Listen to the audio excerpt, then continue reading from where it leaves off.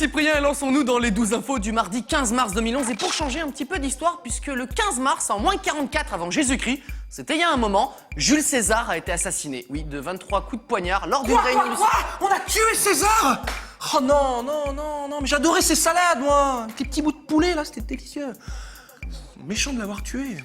Tu veux vraiment commencer le 12 infos avec une blague aussi nulle? Moi, j'aime bien, ouais. Ouais. Sécurité! Non, ça va. Eh, oh, j'ai fait du judo. Non. Yata. Tout de suite les breaking news. Vous vous souvenez du gagnant de l'émission China Got Talent, le pianiste sans bras? Bien, la Chine a encore plein de gens talentueux et surprenants. Voici une pianiste à qui il manque 5 doigts. Ah, c'est tellement beau, je suis à 2 doigts de pleurer. Quoi, qu'est-ce que j'ai dit? L'instant animalier du jour, on va jouer à un jeu. D'après vous, où est le vrai chien?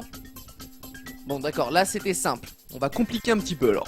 Deuxième jeu, cette fois-ci c'est pendant l'émission Thailand Got Talent. D'après vous, cette personne est un homme ou une femme?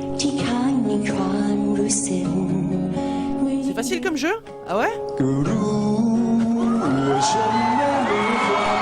Alors, hein? Je vous laisse chercher la réponse. Hein, de toute façon, moi je ne l'ai pas.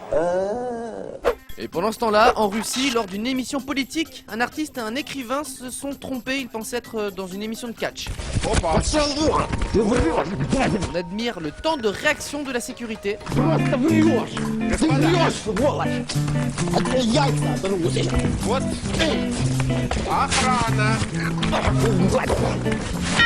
15 secondes.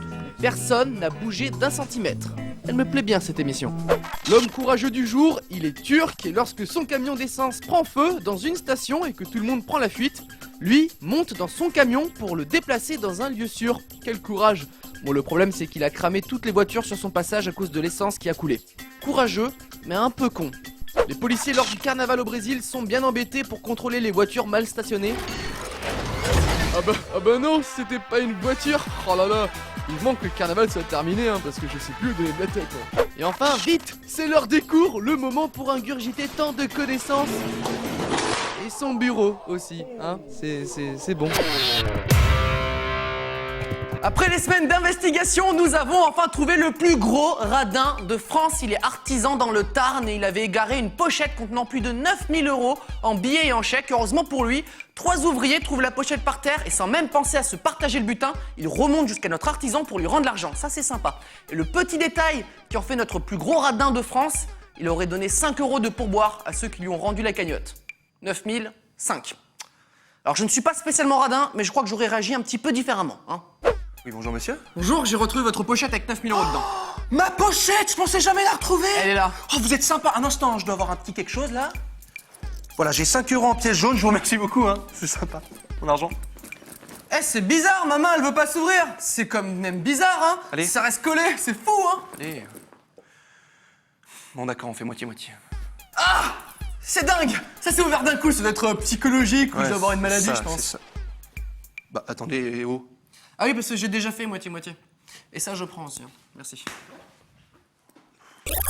Poursuivons avec un petit peu de culture. On va parler de littérature et plus particulièrement du livre qui a dépassé les ventes de Harry Potter ou du Da Vinci Code aux États-Unis. C'est bien évidemment ce à quoi pensent les hommes en dehors du sexe, qui a surtout la particularité d'être un livre complètement vide. 200 pages blanches. Hein. C'est une sorte de blague qui a rendu son inventeur riche en fait.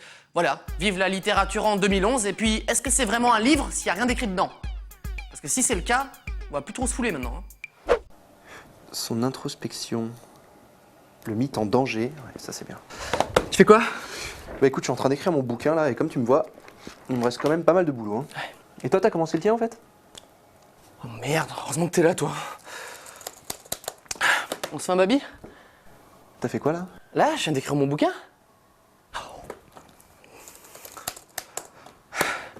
Et là?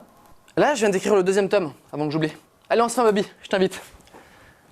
Danger avec un J, hein. Danger. Ah oui. Et pour finir, l'étude à la con du jour, et ça ne se porte pas sur les Américains, mais sur les Anglais. Cette fois-ci, petite variante, et selon une étude du Birmingham Science City, un Anglais sur 5 pense que les sabres laser existent, comme dans Star Wars, et un Anglais sur 4 croit en la téléportation de l'homme. Et d'ailleurs, je ne vois pas où est le problème, puisque nous, ça fait longtemps qu'on a des sabres laser à énergie 12. Bah ouais. D'ailleurs, qu'est-ce qu'on se marre avec? La ferme. Voilà, ça c'était pour la blague nulle de tout à l'heure. Voilà. Franchement, t'es pas sympa. Hein. Bah pour la peine, je me téléporte, tiens. Machin, t'as oublié ta tête. Hein. Bon, ça va, ça va. Où est ma tête? Allô? 1, 2, test. Elle est là, Ah, je elle est l'entends. là. Elle est là. Ah, Non, froid, chaud. Voilà, plus par là. Vas-y. attends, chut, attends, je l'entends plus. Ah, c'est bon. Le 12 info est terminé pour aujourd'hui. Justement, en parlant de sabre laser, il y en a qui devraient s'entraîner un petit peu. Hein. Débutant. Allez, à demain.